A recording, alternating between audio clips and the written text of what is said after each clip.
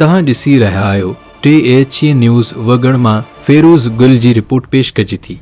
वगड़ लकोट ख़ैर मोहम्मद मुहैरी जे boys primary school जी नएं तामीर थियल बिल्डिंग जो रंग समेत ॿियो रेल कम ठेकेदार पारां मुबैना तौर अदा में छॾी वञण ऐं स्कूल जी छित में नाक़िस मटीरियल इस्तेमालु थियण बैदि छित उखड़ण वारे अमल पोड़ी स्कूल में फर्नीचर जी खोट सोलर सिस्टम ऐं पखाना हण ख़िलाफ़ स्कूल जे हेड मास्तर शागिर्दनि ऐं संदन वालिदनि पारां ठेकेदार ख़िलाफ़ एहतजाज कयो वियो। ॻोठ ख़ैर मोहम्मद मुहैरी जी प्राइमरी स्कूल में हिन वक़्तु 10 शागिर्द पहिरनि खां 5 ताईं तालीम पढ़ाइनि था। स्कूल जो कमु 2019 खां एजुकेशन वर्कस खाते पंबर शहदादकोट पारां शुरू करायो वियो हो, जॾहिं त हिन वक़्तु ताईं स्कूल खे रन नथी सघियो आहे ऐं नई लॻायल मार्बल जी रड़ाई कई वई आहे ऐं नई वरी रहियल प्योर ब्लॉक लॻायो वियो आहे।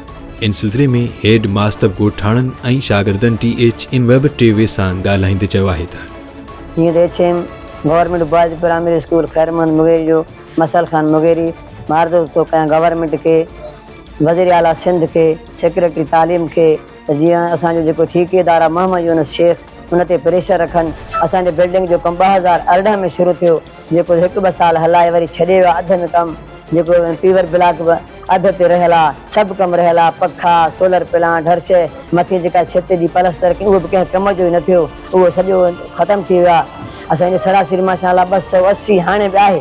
वरी हिन अगस्त में जेका एडमिशन अञा वधंदी, उस्ताद सिर्फ़ु 4 आहिनि, 6 क्लास आहिनि, काथे असांखे फर्नीचर जी खोट आहे, वॾी असांजी बिल्डिंग खे खोट आहे। महिरबानी गवर्नमेंट खे अर्ज़ु था कयूं, डायरेक्टर लाड़काणो खे, DO कंबर शहदादकोट खे, TO नसीराबाद खे। गोड़ सां वटि महिल उस्ताद 4 आहिनि, एक्स्ट्रा 2 खां 3 असांखे उस्ताद बि ॾिना वञनि ऐं जेको बिल्डिंग जो रहियल कमु आहे उहो मेरे जेको महीनो ॾेढ जेको अञा मोकिलनि में आहे, जेके महीने ॾेढ जे अंदरि जेको बि कंप्लीट कमु कयो वञे त साईं जन जी वॾी वॾी महिरबानी थींदी। ॾाढनि खां वठी मंज़ूर थियल आहे। 2-3 साल जो कमु हलायूं, तक़रीबन काफ़ी जेको बिल्डिंग जो कमु आहे अध खां वधीक रहियो पियो आहे। जीअं फर्नीचर जो सामान आहे जेको उहो मुकमिल त न आहे, ॿार जीअं फिटिंग जी सिस्टम जेका आहे उहा सही न आहे थियल ऐं कलर वग़ैरह जेका आहे उहा अध खां वधीक रही पई आहे। जेको टाइल वग़ैरह लॻल आहे उहा तक़रीबन सही नमूने सां रगड़ाई वग़ैरह न आहे थियल।